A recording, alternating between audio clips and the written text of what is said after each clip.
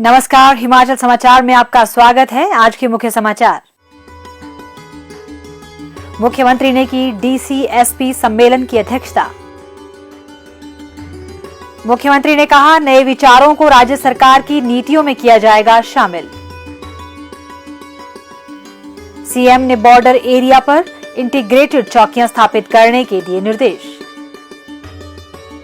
मुख्यमंत्री ने जिला सुशासन सूचकांक की वार्षिक रिपोर्ट 2022 की जारी। जिला कांगड़ा ने जीता 50 लाख रुपए का प्रथम पुरस्कार, हमीरपुर को द्वितीय और लाहौल स्पीति को तृतीय पुरस्कार। मुख्यमंत्री ने कोविड के दौरान बने केस वापस लेने के दिए निर्देश। आपदा राहत कोष और मुख्यमंत्री राहत कोष में अंशदान। पुरानी पेंशन बहाली के सुखद परिणाम आ रहे हैं सामने। ठाकुर सुखविंदर सिंह सुक्खू को बताया कर्मचारी हितैषी मुख्यमंत्री। और अब समाचार विस्तार से। 3 वर्षों के बाद आयोजित प्रदेश के सभी जिलों के उपायुक्तों तथा पुलिस अधीक्षकों के सम्मेलन की अध्यक्षता करते हुए मुख्यमंत्री ठाकुर सुखविंदर सिंह सुक्खू ने राज्य सरकार की विभिन्न फ्लैगशिप परियोजनाओं की समीक्षा की और उनमें तेजी लाने के निर्देश दिए। उन्होंने Mukhyamantri Sukhashray Yojana, e charging station, Rajiv Gandhi day boarding स्कूलों सहित अन्य प्रमुख योजनाओं पर जिलों में प्रगति पर जानकारी हासिल की। उन्होंने उपायुक्तों तथा पुलिस अधीक्षकों को अवैध खनन को सख्ती से रोकने और ड्रोन से निगरानी करने के निर्देश दिए। मुख्यमंत्री ने कानून व्यवस्था को सुदृढ़ करने के लिए नाइट विजन सीसीटीवी कैमरा लगाने पर जोर दिया। साथ ही राज्य के बॉर्डर एरिया में पुलिस, आबकारी एवं कराधान तथा वन विभाग के कर्मचारियों की इंटीग्रेटेड चौकियां बनाने के निर्देश दिए। सभी उपायुक्तों और पुलिस अधीक्षकों ने अपने जिलों से संबंधित विभिन्न विकासात्मक परियोजनाओं के बारे में मुख्यमंत्री के सामने प्रस्तुति दी और सरकार की फ्लैगशिप परियोजनाओं की प्रगति के बारे में विस्तृत जानकारी दी। ठाकुर सुखविंदर सिंह सुक्खू ने कहा कि युवा अधिकारी अपने नए विचार राज्य सरकार के समक्ष रखें और सरकार अपने कार्यक्रमों एवं नीतियों में इन विचारों को शामिल करेगी। उन्होंने कहा कि गुड गवर्नमेंट के लिए गुड गवर्नेंस का होना आवश्यक है और निडरता, लक्ष्य निर्धारण और लगन के साथ काम करना ही प्रशासनिक क्षमताओं का परिचय देता है। उन्होंने कहा कि जिला प्रशासन अपने मैनेजमेंट पर ध्यान दे और अपने अपने जिलों में ई ऑफिस लागू करने पर प्रभावी कदम उठाएं। उन्होंने कहा कि सभी उपायुक्तों के कार्यालय एसडीएम ऑफिस के साथ ई ऑफिस प्रणाली के साथ जोड़े जाएं और सभी कार्यों का निपटारा ई फाइल पर करना सुनिश्चित किया जाए। हमने शुरू से एक शब्द कहा है कि हम सत्ता में सत्ता सुख के लिए नहीं आए हैं, व्यवस्था परिवर्तन के लिए आए हैं।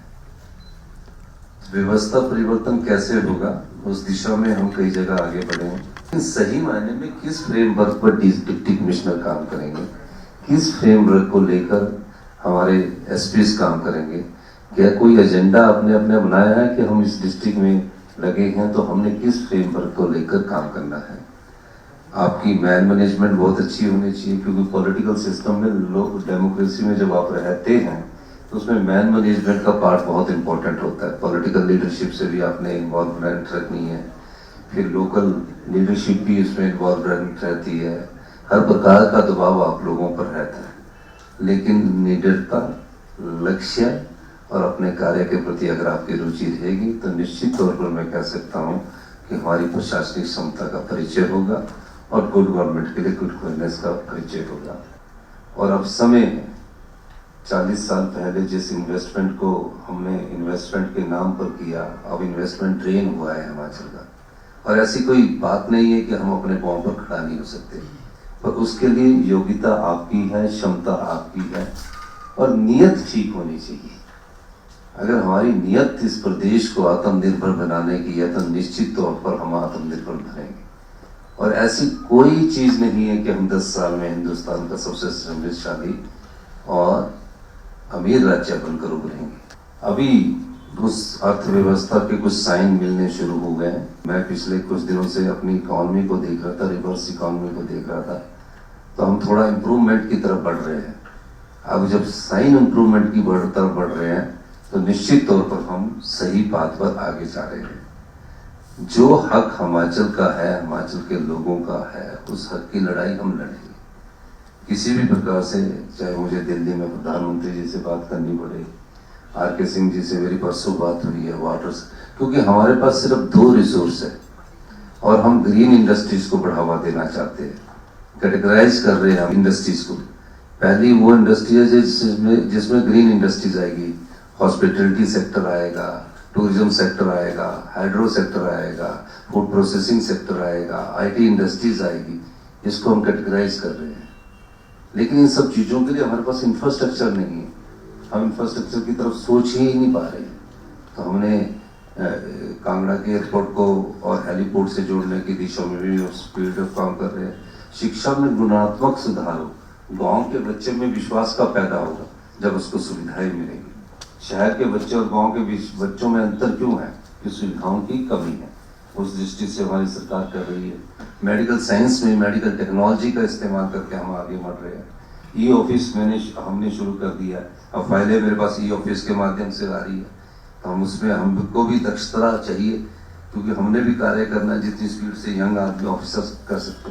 और जितने यंग ऑफिसर्स आए, आपने जीवन का आपने टेस्ट पास किया है, आपने मेहनत की है, उस मेहनत में आपका कर्म अगर जुड़ जाएगा तो सही दिशा में आप आगे बढ़ो। ठाकुर सुखविंदर सिंह सुक्खू ने कहा कि वर्तमान राज्य सरकार ने दूसरे बजट की तैयारी शुरू कर दी है, जिसमें बड़े बदलाव देखने को मिलेंगे। इसके साथ ही राज्य सरकार पुलिस विभाग में रिफॉर्म करने की दिशा में भी आगे बढ़ी है। आपदा में बेहतर काम के लिए जिला प्रशासन कुल्लू और मंडी की प्रशंसा करते हुए मुख्यमंत्री ने कहा कि सभी के सामूहिक प्रयासों से आपदा के दौरान प्रदेश से 75,000 पर्यटकों और 15,000 गाड़ियों को सुरक्षित निकाला गया। उन्होंने कहा कि लोक निर्माण विभाग और जल शक्ति विभाग के अधिकारियों ने भी 48 घंटों में अस्थायी तौर पर सेवाओं को बहाल किया। उन्होंने कहा कि वे स्वयं रेस्क्यू ऑपरेशन के दौरान डीसी, एसपी के संपर्क में रहे और उन्हें उचित दिशा निर्देश देते रहे। उन्होंने कहा कि राजस्व मंत्री श्री जगत सिंह नेगी और मुख्य संसदीय सचिव श्री संजय अवस्थी ने चंद्रताल में स्वयं जाकर 300 पर्यटकों को सुरक्षित निकाला, जो राज्य सरकार की चुस्त एवं सक्रिय कार्यप्रणाली का प्रतीक है। उन्होंने कहा कि राज्य सरकार पूरी प्रतिबद्धता के साथ जनसेवा के कार्य कर रही है। मुख्यमंत्री ठाकुर सुखविंदर सिंह सुक्खू ने आज शिमला में आर्थिकी और सांख्यिकी विभाग द्वारा तैयार हिमाचल प्रदेश जिला सुशासन सूचकांक पर वार्षिक रिपोर्ट 2022 जारी की। इस रिपोर्ट में 8 मूल विषय, 19 केंद्र बिंदु तथा 90 विशिष्ट कारक शामिल किए गए हैं। इस अवसर पर ठाकुर सुखविंदर सिंह सुक्खू ने कहा कि लोगों के कल्याण के लिए सुशासन के साथ पारदर्शी व जवाबदेह सरकार अनिवार्य है। प्रशासन और शासन की मूल इकाई जिला है। जिलों के प्रदर्शन को नागरिक कल्याण की योजनाओं और कार्यक्रमों के कार्यान्वयन तथा समावेशी विकास के लिए विभिन्न महत्वपूर्ण सुशासन संकेतकों पर मापा जाना चाहिए। उन्होंने कहा कि वर्तमान स्थिति और आगामी चुनौतियों के दृष्टिगत राज्य में विकास के प्रतिमानों में बदलाव की आवश्यकता है। हिमाचल ने शिक्षा, स्वास्थ्य, बिजली व जलापूर्ति सहित विविध क्षेत्रों से संबंधित विभिन्न विकास संकेतकों पर कई अन्य राज्यों की तुलना में बेहतर प्रदर्शन किया है और समावेशी तथा समग्र विकास के आदर्श राज्य के रूप में उभरा है। जिला सुशासन सूचकांक की चौथी रिपोर्ट 12 जिलों के माध्यमिक आंकड़ों के आधार पर तैयार की गई है, जिसके अंतर्गत सभी जिलों के तुलनात्मक आंकलन के लिए सभी आंकड़े एकत्रित किए गए। मुख्यमंत्री ने कहा कि हिमाचल प्रदेश देश का पहला राज्य है जिसने महत्वपूर्ण क्षेत्रों में प्रशासन की गुणवत्ता मापने का कार्य शुरू किया है। जिला सुशासन सूचकांक 2022 में 8 मूल विषय, आवश्यक बुनियादी ढांचा, मानव विकास, सामाजिक संरक्षण, महिलाएं एवं बच्चे, अपराध, कानून एवं व्यवस्था, पर्यावरण, पारदर्शिता और जवाबदेही और आर्थिक प्रदर्शन शामिल है। दूसरे स्तर पर 19 केंद्र बिंदु है, जिनमें से प्रत्येक विषय के अंतर्गत बिजली, पानी, सड़कें, शिक्षा, स्वास्थ्य, सार्वजनिक वितरण योजना संबंधित मामले शामिल हैं। तीसरे स्तर पर 90 विशिष्ट कारकों के आधार पर जिलों में उपलब्ध आंकड़ों का एकीकरण तथा विश्लेषण किया गया है। जिला स्तर सूचकांक के त्रिस्तरीय मूल्यांकन के आधार पर सभी 12 जिलों की रैंकिंग की गई है। वर्ष 2022 की रैंकिंग के अनुसार जिला कांगड़ा ने 50 लाख रुपए का प्रथम पुरस्कार, जिला हमीरपुर ने 35 लाख रुपए का द्वितीय पुरस्कार और जिला लाहौल स्पीति ने 25 लाख रुपए का तृतीय पुरस्कार प्राप्त किया। इस अवसर पर मुख्यमंत्री ने कांगड़ा के उपायुक्त डॉक्टर निपुण जिंदल, हमीरपुर के उपायुक्त श्री हेमराज बैरवा और लाहौल स्पीति के उपायुक्त श्री राहुल कुमार को यह पुरस्कार प्रदान कर सम्मानित किया। मुख्यमंत्री ठाकुर सुखविंदर सिंह सुक्खू ने आज शिमला में कहा कि वर्तमान राज्य सरकार कोविड-19 महामारी के दौरान विभिन्न प्रतिबंधों की अवहेलना पर दर्ज मामलों को वापस लेकर लोगों को राहत देने जा रही है। डीसी एसपी सम्मेलन के दौरान इस संबंध में उच्चाधिकारियों को निर्देश दिए गए हैं। उन्होंने कहा कि कोविड का समय सबके लिए मुश्किल भरा रहा और इस महामारी को नियंत्रित करने तथा इससे बचाव के लिए आम लोगों पर कई प्रकार की पाबंदियां लगाई गई थीं। वर्तमान राज्य सरकार अब मानवीय दृष्टिकोण अपनाते हुए यह केस वापस लेगी। उन्होंने कहा कि कोविड के दौरान बने केस वापस लेकर राज्य सरकार आम लोगों को राहत पहुंचाएगी। जितने भी कोविड के दौरान कोविड का उल्लंघन करने वाले जो भी व्यक्ति हिमाचल प्रदेश में थे, मैंने कहा है कि कोविड एक ऐसी महामारी थी, कुछ लोगों को जानकारी नहीं थी, कुछ लोग घर में बंद रहकर अंदर नहीं रह सकते थे, तो कई बार आदमी गलती कर जाता है। और जिन आदमी ने कोविड के दौरान गलतियां की है, मैंने कहा उनको माफ़ किया जाए, उनके सारे केसों को तुरंत प्रभाव से वापस करने के आदेश मैंने दे दिए हैं। कोविड के दौरान जिन भी व्यक्तियों पर केस बने हैं उनको सबको रद्द किया जाएगा, उनको सबको विड्रॉल किया जाएगा। मुख्यमंत्री ठाकुर सुखविंदर सिंह सुक्खू को आज सोलन जिले के कसौली विधानसभा क्षेत्र के विधायक श्री विनोद सुल्तानपुरी ने मुख्यमंत्री राहत कोष के लिए कसौली क्षेत्र के विभिन्न संगठनों की ओर से 87,000 रुपए, कसौली के श्री IS चड्डा विनीज हॉलिडे रिजॉर्ट एंड स्पा ने 3 लाख रुपए, प्रबंध निदेशक रनवे मोटर सोलन के श्री तुषार गुप्ता ने 2,51,000 रुपए के चेक प्रदान किए। मुख्यमंत्री ने सभी दानकर्ताओं का इस कोष में बहुमूल्य योगदान देने के लिए आभार व्यक्त करते हुए कहा कि यह राशि आपदाग्रस्त परिवारों के लिए मददगार सिद्ध होगी। मुख्यमंत्री ठाकुर सुखविंदर सिंह सुक्खू को नई दिल्ली में गत सायं फरीदाबाद में रहने वाले हिमाचल के डॉक्टर प्रेम सिंह राणा ने आपदा राहत कोष 2023 के लिए 40 लाख रुपए के 2 चेक भेंट किए। मुख्यमंत्री ने डॉक्टर राणा का इस नेक कार्य के लिए आभार व्यक्त किया। मुख्यमंत्री ठाकुर सुखविंदर सिंह सुक्खू के कल्याणकारी निर्णयों की सुखद झलक लोगों के खुशनुमा चेहरों से देखने को मिल रही है। पुरानी पेंशन बहाली के कर्मचारी हितैषी फैसले से लोगों के जीवन में सुखद बदलाव आ रहे हैं। जिला मंडी के श्री चिंतराम शास्त्री के बैंक खाते में पुरानी पेंशन के तहत 36,850 रुपए जमा होने का मैसेज जब मोबाइल पर आया तो वे और उनका पूरा परिवार खुशी से झूम उठा। खुशी से गदगद पूरा परिवार मुख्यमंत्री का धन्यवाद करता नहीं थक रहा। सन 2017 में राजकीय वरिष्ठ माध्यमिक पाठशाला किलिंग से सेवानिवृत्त हुआ।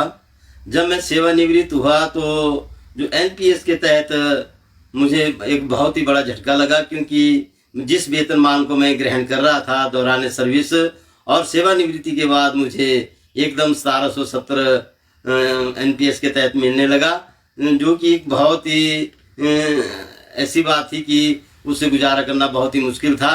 तो आज मुझे जो पेंशन है वो 36,850 रुपये जब मेरे खाते में आई तो मैं बड़ा गदगद हुआ। आज मेरी ही बात नहीं, आज हिमाचल प्रदेश के समस्त कर्मचारी जो है इनको पेंशन के मसीहा के रूप में ये हमेशा हमेशा के लिए याद करेंगे। और भगवान से हम कामना करते हैं सभी कर्मचारी, और मैं भी कामना करता हूं कि इनकी दीर्घायु हो और ये हिमाचल में जो ये निर्णय ले रहे हैं ऐसे ऐतिहासिक निर्णय और दूसरे भी निर्णय इन्होंने आपदा के वक्त और नारियों के सम्मान के लिए तथा हमारे जैसे सुख आश्रय जैसी योजनाएं और दूसरी जितनी भी योजनाएं हैं उनको जो है बहुत ही अच्छे ढंग से अमली जामा पहना रहे हैं। मैं इस OPS के तहत जो इन्होंने ऐतिहासिक निर्णय लिया, मैं आदरणीय मुख्यमंत्री महोदय जी का और उनकी कैबिनेट का जो है बहुत बहुत धन्यवाद करता हूं और हमेशा इनके ऋणी रहेंगे। और ये जो आज बात पेंशन की है, इसमें पैसे की ही बात नहीं, परंतु आज एक सम्मान और सुरक्षा की बात है। और इसमें जो हमारे सभी कर्मचारी जब इस अवस्था में पहुंचते हैं और ये जो निर्णय लिया, ये कर्मचारियों के पूरे परिवार के लिए और सबके लिए जो है ये एक मील का पत्थर साबित होगा। और इससे जो है जो हमारे जितने भी सेवानिवृत्त कर्मचारी है वो लाभान्वित होंगे। मुख्यमंत्री के जनहितैषी निर्णयों की एक लंबी सूची है जिससे लोगों के जीवन में सकारात्मक परिवर्तन आ रहे हैं। प्रदेशवासी मुख्यमंत्री में एक जननायक की भूमिका देख रहे हैं। हिमाचल समाचार देखने के लिए सब्सक्राइब करें YouTube चैनल हिमाचल समाचार, फॉलो करें x@DPRHP, लाइक करें Facebook page information and public relations department Himachal Pradesh, follow करें Instagram @DIPR हिमाचल, विजिट करें वेबसाइट www.himachalpr.gov.in। इस अंक में इतना ही, कल फिर होगी मुलाकात। दीजिए इजाजत, नमस्कार।